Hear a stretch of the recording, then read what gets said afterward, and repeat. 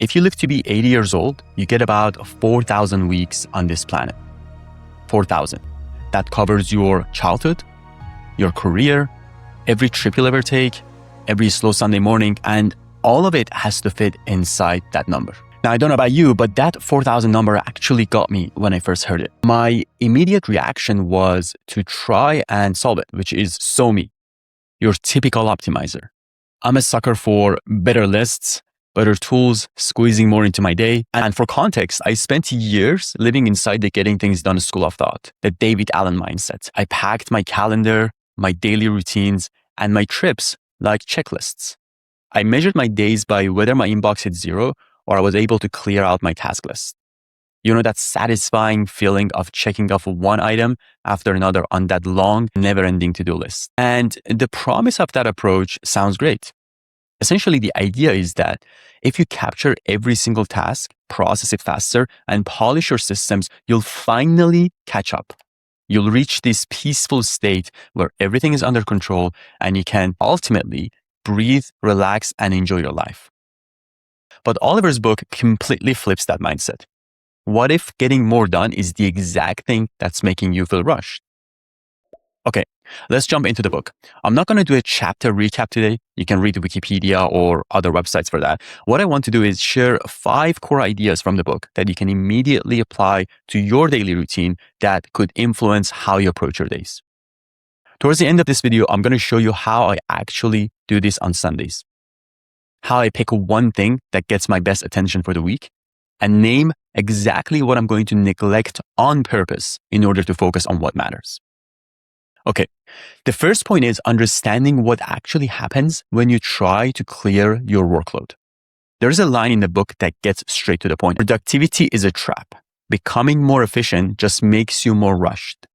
And trying to clear the decks simply makes them fill up again faster. Think about your inbox for a second. When you answer 50 emails on Monday morning, you don't suddenly achieve peace. You just get 60 replies back by Tuesday afternoon. Clearing the decks, in this case your inbox, just makes them fill up again faster. And this is just one example. Oliver says that no one in human history has ever gotten everything under control.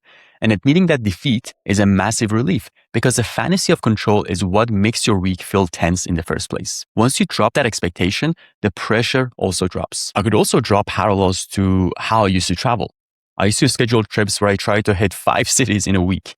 I was trying to squeeze as much life into 7 days as I could. Now I stay longer in one place because I'm never going to see them all anyway. There's a line in the book that explains why. Any finite life is a matter of ceaselessly waving goodbye to possibility. Every time you choose to visit one city, or pick one project, or spend an evening with one person, you're essentially choosing not to do thousands of other things, and you're saying no to thousands of other possibilities. And that is not necessarily a bug in your calendar or your life. It's ultimately what being finite means. By the way, I'm curious how you travel. Do you try to see everything or do you stay put? If you are watching this on YouTube, I'd love to hear it in the comments. The second point is learning to neglect the right things on purpose. That exact same pattern plays out when you're working at your desk. We tell ourselves that if we just get faster at processing work, we'll finally catch up. But when you free up 12 minutes on a random afternoon, you don't sit back, relax, and enjoy your afternoon. You just open up another tab or grab another task.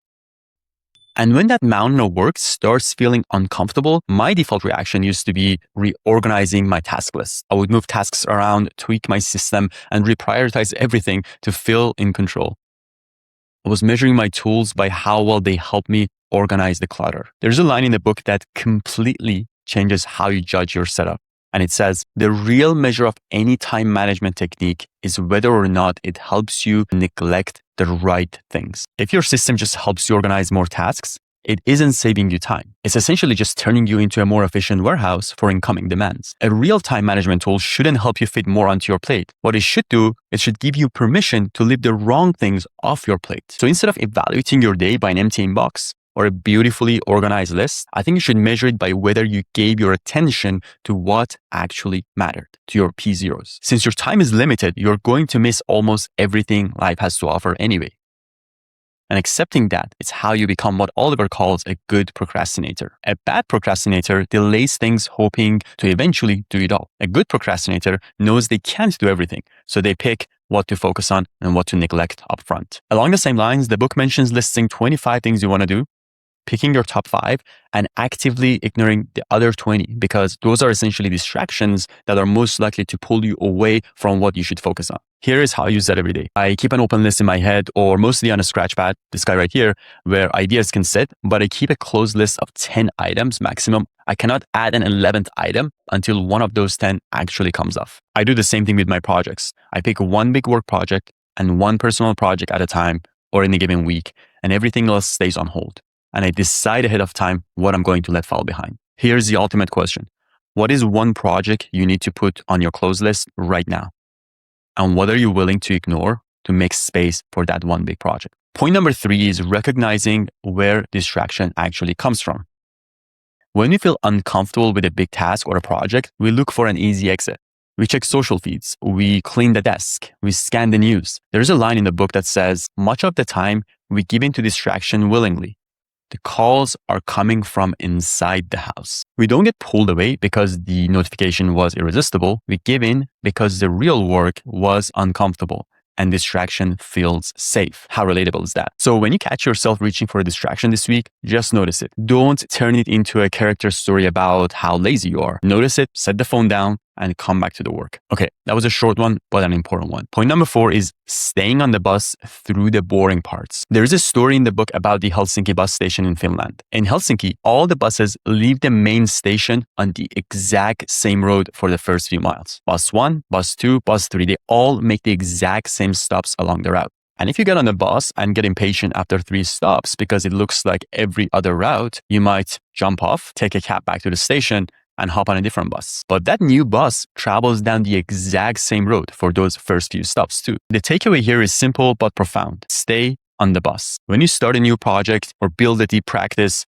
the beginning often feels repetitive. You think you made a mistake and you want to jump off to try a new strategy. But if you want to make unique work, you have to stay on the bus through the boring parts. In my week, that means giving 15, 30, or 60 minutes most days to the primary project. The perfect 4-hour block almost never shows up. And boredom usually means you actually started and you are on the right track. All right, jumping into the final point, and that's finding relief in ordinary things. There's also real relief when you drop the need to make every project iconic. Here's a line from the book on this. Once you're no longer burdened by an unrealistic definition of a life well spent, you are freed to notice how meaningful ordinary things already are. When you stop measuring your days by how impressive they look on paper, you start noticing what's already right in front of you. Cooking a good meal, being someone people can rely on and trust, helping a small number of people well. Those things are the actual substance of a good life. All right, now let me walk you through how I actually put this in practice on a Sunday night. I basically sit down for 15 minutes with a fresh note in my Obsidian app, or you can do it in your physical notebook. First, I write down my closed list of 10 items, a mix of personal and work projects that should get my best attention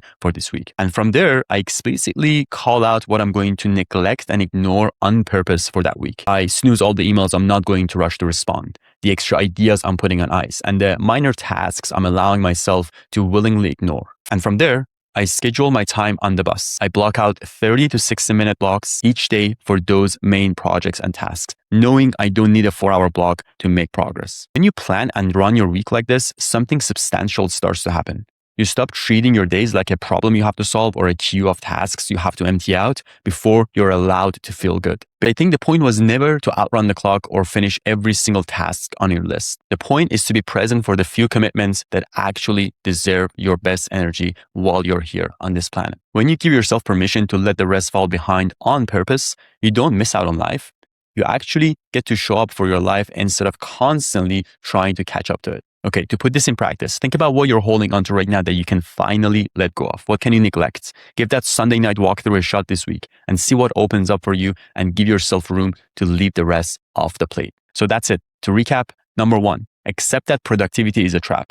Number 2, learn to neglect the right things on purpose. Number 3, recognize that distraction comes from inside. Number 4, stay on the bus through the boring parts. And lastly, find relief in ordinary things. If you're watching, drop a comment below with the one thing you're choosing to neglect this week. And if you're listening on the podcast, thank you for tuning in. I'll see you on the next one.